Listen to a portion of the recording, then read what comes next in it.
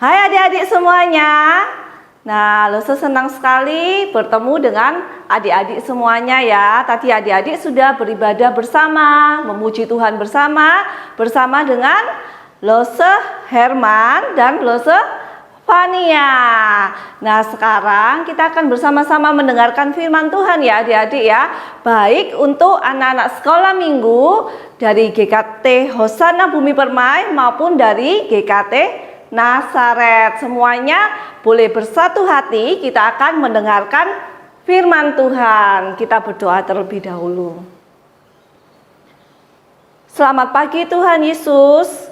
Kami bersyukur Tuhan begitu baik kepada setiap kami. Pemeliharaan Tuhan terus-menerus dalam kehidupan kami. Tolong setiap kami Tuhan, supaya kami dapat duduk dengan tenang, berkonsentrasi mendengarkan firman Tuhan. Pakai Lose Eni, supaya Lose Eni bisa menyampaikan kebenaran firman Tuhan kepada kami semua. Dalam nama Tuhan Yesus kami sudah berdoa dan mengucap syukur. Amin. Nah adik-adik, Lose sekarang mempunyai dua makanan ya adik-adik ya. Yaitu, tara, apa ini adik-adik? Coklat ya adik-adik ya. Dan satu lagi Lose punya, tara, susu ya adik-adik ya. Nah kalau yang di sebelah kanan Lose ini coklat rasanya manis. Sedangkan di sebelah kiri Lose ini adalah susu ya, rasanya hambar ya. Nah kalau misalnya adik-adik diberikan pilihan salah satu dari dua benda ini, kira-kira adik-adik memilih yang mana? Yo. Nah mungkin ada sebagian yang pilih coklat karena suka sesuatu yang manis ya adik-adik ya. Nah mungkin ada sebagian juga dari adik-adik pilih susu, walaupun hambar tapi baik untuk kesehatan. Nah adik-adik, dari kedua benda ini, kedua makanan ini mempunyai keuntungan dan kelemahannya ya adik-adik ya. Tergantung adik-adik mau memilih yang mana. Nah sama seperti firman Tuhan yang akan Lose ceritakan. Seorang tokoh yang dihadapkan oleh pilihan, yaitu Musa ya adik-adik ya. Kita tahu cerita dari Musa. Ketika dia kecil lahir dari bayi, apa yang dilakukan oleh orang tuanya kepada Musa? Dia takut kalau anaknya dibunuh oleh Raja Firaun. Nah, kemudian bayi Musa ini ditaruh di Sungai Nil ya adik-adik ya.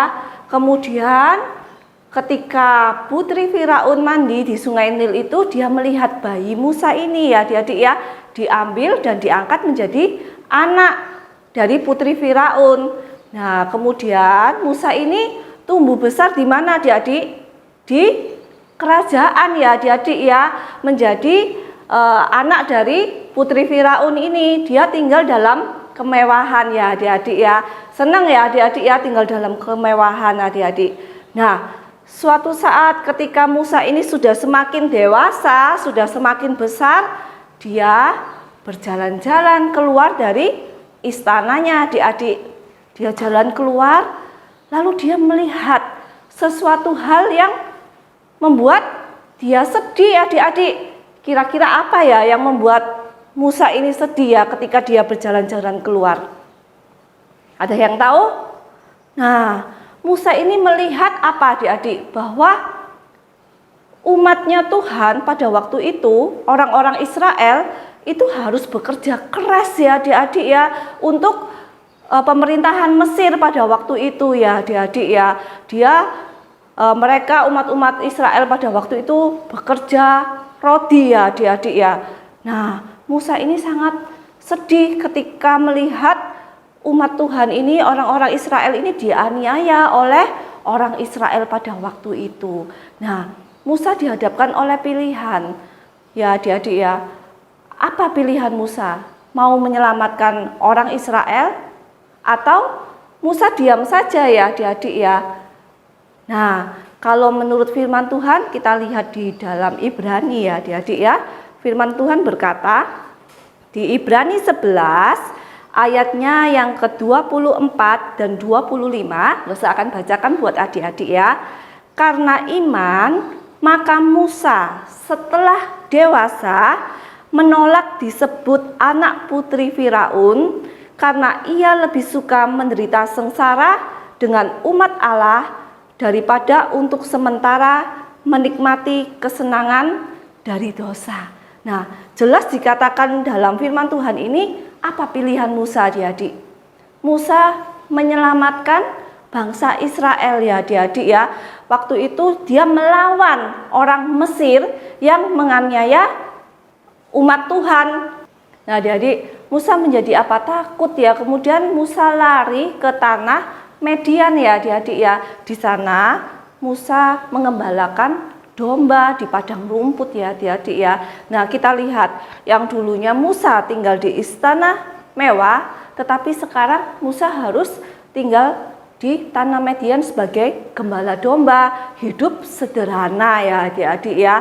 Kira-kira enak mana, tinggal di istana atau menjadi gembala domba adik-adik? Nah, Musa sekarang tinggal di padang rumput menjadi gembala domba ya adik-adik ya. Nah, tapi dalam kesederhanaan itu luar biasa loh adik-adik. Ternyata Tuhan itu pakai Musa. Dalam kesederhanaannya Tuhan memakai Musa. Nah, ketika Musa ini mengembalakan dombanya di padang rumput, Tuhan menampakkan diri kepada Musa melalui semak duri yang terbakar ya adik-adik ya. Nah, di sana Tuhan meminta Musa apa? Untuk menyelamatkan bangsa Israel yang ada di Mesir itu ya adik-adik ya. Nah, adik-adik, Musa itu merasa nggak mampu. Musa merasa nggak sanggup, dia nggak punya kepandaian untuk itu ya, nggak punya keberanian untuk itu ya adik-adik ya.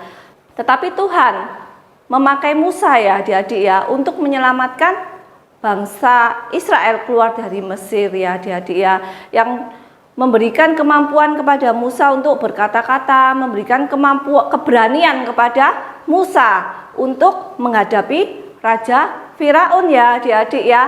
Wah, luar biasa, di tengah kesederhanaan Musa malah Tuhan memakai Musa untuk suatu pekerjaan Tuhan yang luar biasa ya adik-adik ya. Nah adik-adik, dari cerita Musa ini apa yang kita pelajari ya adik-adik ya? Nah, kita mungkin dihadapkan oleh berbagai pilihan dalam kehidupan ini adik-adik ya. Mungkin di hari Minggu adik-adik dihadapkan pilihan harus beribadah, atau mungkin adik-adik bisa bermain dengan saudara adik-adik atau dengan papa atau mama adik-adik ya. Nah, itu adalah suatu pilihan. Tetapi mungkin bagi adik-adik enak ya bermain, tetapi kita mau memilih apa? Mau memilih sesuatu yang menyenangkan hati Tuhan ya adik-adik ya. Kita mau menyediakan waktu kita untuk kita dekat sama Tuhan, kita mau beribadah kepada Tuhan ya adik-adik ya, karena Tuhan sudah sangat baik bagi kehidupan kita ya adik-adik ya. Banyak hal, banyak pilihan yang dapat kita pilih, tetapi kita mau ingat satu hal, bahwa kita mau memilih sesuatu yang menyenangkan hati Tuhan tentunya adik-adik ya. Dan supaya Tuhan dimuliakan melalui pilihan kita menjadi berkat bagi orang lain adik-adik. Nah adik-adik, ingat ya, seperti pesan Lause tadi, supaya kita bisa menjadi berkat bagi orang lain ya adik-adik ya, dengan apa yang kita punya. Mungkin kita juga bisa menyisihkan uang saku kita untuk orang-orang yang kekurangan di masa-masa pandemi ini. Ya adik-adik ya, mari bersama-sama kita tutup mata, kita berdoa kepada Tuhan. Tuhan Yesus yang baik, kami bersyukur atas pemeliharaan Tuhan. Terima kasih atas kesempatan kami boleh mendengarkan firman Tuhan. Tolong setiap kami Tuhan, biarlah berkat Tuhan terus Tuhan curahkan di tengah-tengah keluarga kami, dan kami juga bisa menjadi berkat bagi orang-orang lain yang membutuhkan. Biarlah kasih Tuhan boleh kami bagikan kepada orang-orang yang membutuhkan. Terima kasih Tuhan, terima kasih. Dalam nama Tuhan Yesus, kami sudah berdoa dan mengucap syukur. Amin. Oke, sampai jumpa di ibadah berikutnya. Bye-bye.